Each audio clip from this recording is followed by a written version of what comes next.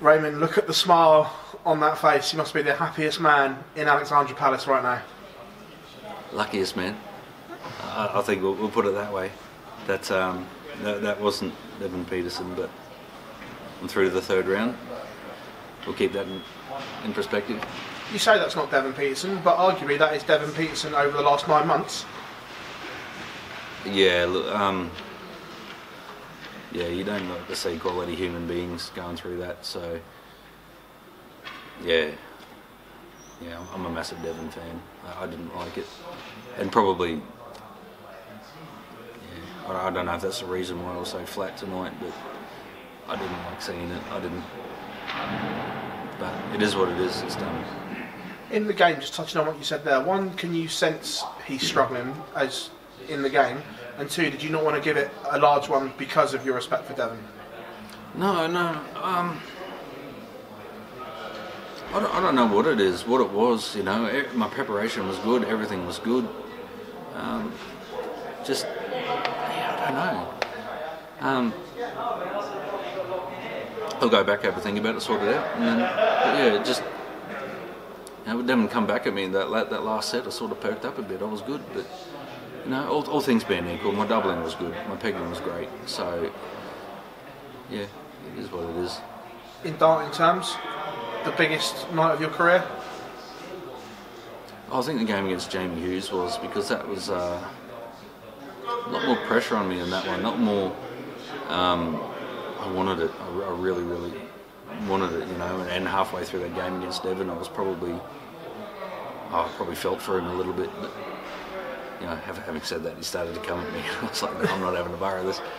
But what's the last few days been like? Because it's been a roller coaster. Obviously, you winning your first game, sadly Kai losing, and then you winning and again here. Has it been a roller coaster? 48 hours or so? No, it's been really positive. Like, the one thing that sort of stuck for me is, and this is one thing I put on social media as well. Like, we play 1,500 games at home. You know, 0 of those will be on stage, 0 of those will be on TV. And probably 1% of those will be at the 30 average mark, you know. But here he is, his first senior tournament on TV, and not only that, his technique was really good. So we're focusing on the positives. That his technique was great. So look, I can't stop beaming with pride at the way he played. So you spoke last time about just how bad it was to get here. Now that you've won again, were the plans in place for you to be here for Christmas? Yes. No. Yeah, there's got to be a few phone calls tonight to sort that out. But yeah, we'll get that sorted. Not through what if. I'm guessing, obviously, there's 2 points to this. One, it's great that you're still here, but the negative is spending Christmas away from the rest of your family must be tough. Yeah, look, but these are the things that you sort of plan for before you come over. Like, I don't come here to lose in the first round or the second round. You know, we had plans in place that if I lost tonight, we're straight out to Trafalgar Square to get a test before we fly out tomorrow, or, you know, but now everything's sort of back in play. But we've planned for this. We know what's going, you know. So we knew this was a very real possibility. We've got stores at home on a hotel room. So yeah, we're ready. Going to spend maybe Christmas with Damon or something like that? Pick his brain on everything as well? No, we're going to the guys at Darts GB, I think. We're going to... Cool. Yeah, they reckon they put on a good feed and like me food, so we're going to test that theory. Mervs for Christmas dinner? yeah, bring it on. Just back to the darts. Obviously, we saw a very good average from you last one. Like you said, scoring maybe not as good this time, but doubling very good. Mm. In your head, how far can you realistically go in this tournament? Yeah, look, I haven't settled. I haven't been... Look, I'm putting up 100 averages consistently at home. Like, if I get comfortable, there's no reason why I can't do it here. You know, I appreciate when you go into the larger games and all that, you're looking at 108s, but my game management's a lot better than most. Like, not to blow my own horn, but like, I can manage a game and my numbering a lot better than most, so there's no reason why I can't go very deep. You know, I'm not just looking at semi-finals, I'm looking at annoy, people in the final. I'm guessing the long-term aim for yourself, what you said there, is to win your tour card come over and compete on the tour full time then? Not yet. So if I get a tour card, that's going to be a very, very interesting conversation. But it's not something that I'm focusing on at the moment. If it happens, then we'll deal with it when it happens. But look, I love my life. I love my job. I love the people I work with. I love my house. So it's not sort of on the cards, you know. I'm probably that player that's going to come over here and annoy some of the pros every year and annoy them in the World Series events back home. But at the same time, I quite like this gig. I was about to say, you've got a little glint in your eye there that says, hang on a minute, I'm quite good at this, and just maybe this could be a career change. Yeah, look, some of the games that I've played around the world have been like proper world class. There's pressure games that I needed to win for my country and all that, and I played phenomenal because I wanted it, you know, and when I want it, I can do it. So if I turn up here and I've got a tour card and I want it, I'm not going to say I can't. Raymond, congratulations and thank you very much. No worries, thanks guys, appreciate it. Raymond, you talk about Christmas obviously being away with your family, but you have got Kai here. Is that a big boost for you, for yourself that you've got him here with you? Yeah. Look, I still don't know how I'm going to react to all of that. You know, getting on a little bit of a morbid scenario. This was the reason why I quit last time, because the last time I was here for Christmas, my brother committed suicide not long after that, and I thought my last Christmas with him, I was in another country having the time of my life, and then Darts got a lot of blame for that. So, look, I'm going to have a lot of conversations with family and that back home, and you know, I've got to deal with that before. You know, do I fly him out here now, or you know, what's the go? So I've got to have that conversation with them. Is that sort of another reasoning for why you're a little not sure about tour card and things like that as well? Or? Yeah, look, my dad's getting on a bit as well, you know, and like, I love my dad to death, you know. Well, something very, very validating about this journey is that, yeah, my dad, when I first played off for my club, he spent 16 hours there, you know, he didn't miss a beat, he watched every dart.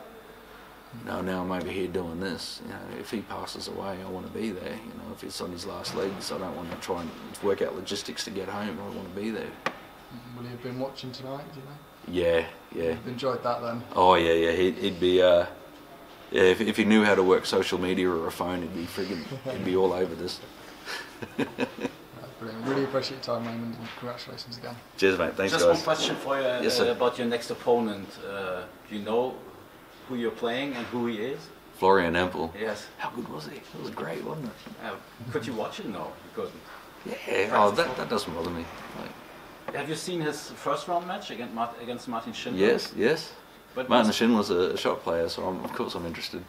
But I watched it and he was brilliant. But that's probably the game I wanted tonight. You know, I wanted to feel like I was in it. I wanted to have a bit of a fight, a bit of a tussle. But but I've got experience on the side, and like looking at the statistics and all that sort of stuff. With my game management, I probably should be able to get one or two darts in front, you know, before he gets to the double. So I think experience will work in my favour there. So it'll be interesting. You know, if he plays like the way he does tonight, I'm going to have to play very well to beat him. But no reason why I can't. Could be the most special third round match with you and Florian Hempel. Guess there are not many people who expected that. Absolutely, but this is a great thing about darts, isn't it? You know, your regional qualifiers can go and stick it to the number 5 in the world. You know, this is what you want. This is why the PDC and the World Championships are so special, because they bring all of these talents into this event.